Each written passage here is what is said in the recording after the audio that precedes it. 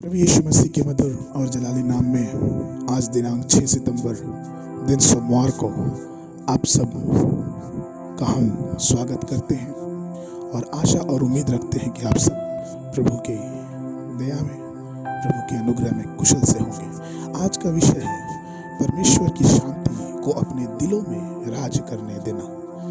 यह यूं कहें कि परमेश्वर की शांति को अपने दिलों में उतारना।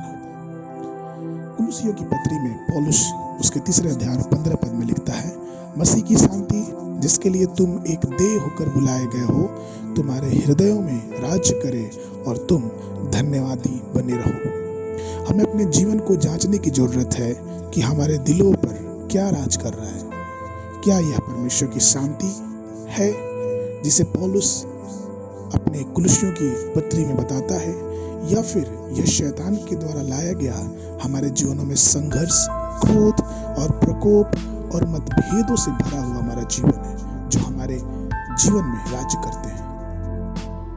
यह बातें हमारा दिल या फिर यूं कहें कि व्यक्तिगत रूप से हमारे ऊपर लागू है। यह हम ही जान सकते हैं कि हमारे जीवन पे कौन राज कर रहा है। जब परमेश्वर हमारे और आपके हृदय में शासन करता है और हमारे हृदय को वह केंद्र बनाकर हमारे जीवन का राजा बन जाता है, तो पवित्र आत्मा उसके फल स्वरूप हमारे जीवन में मौजूद होता है। लेकिन जब हम और आप शैतान को अपने दिल में जगह देते हैं, तो फिर परमेश्वर और परमेश्वर की आत्मा हमारे जीवन से दुखी होकर वो दूर चले जाते हैं और शैतान हमारे और आपके जीवन में अपनी बातों का केंद्र बनाकर चारों तरफ गलत बातों से हमारे जीवनों को भर देता है। वो गंदगी से भर देता है, वो धूर्तपन से भर देता है, वो अन्य बातों से जो संसार के उससे भर देता है और वो हमारे जीवनों पर राज करने लगता है। आपको पता होना चाहिए कि किसी भी देश का जो शासक है वो उस देश के एजेंडा या फिर नियम कायदे कानून को लागू करता है। उसकी योजनाएं, उसके जो योजनाएं हैं वही उस देश पे आधारित होंगी जो उस देश पे शासन करे।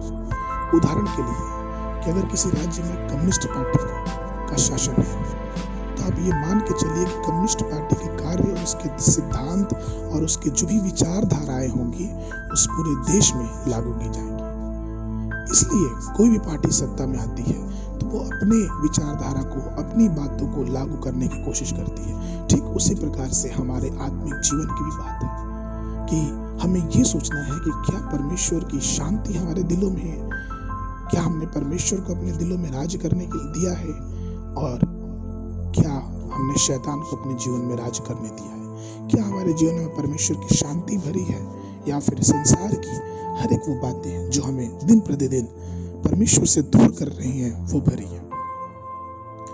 एक दुर्भाग्यपूर्ण बात है जो बहुत से लोग परवाह नहीं करते कि उनके जीवन में कौन शासन कर रहा है। और यही कारण है कि कुछ राष्ट्र या फिर यूं कहें कुछ देश अपनी दृष्टि में ताकतवर होते जाते हैं और कई देश कमजोर देशों के वर्गों में उतरते जा रहे हैं। और शायद इसलिए यह कहा जाता है कि माइट इज राइट। इसलिए उन देशों में यह कहा जाता है कि जिसके पास ताकत है वही सही है।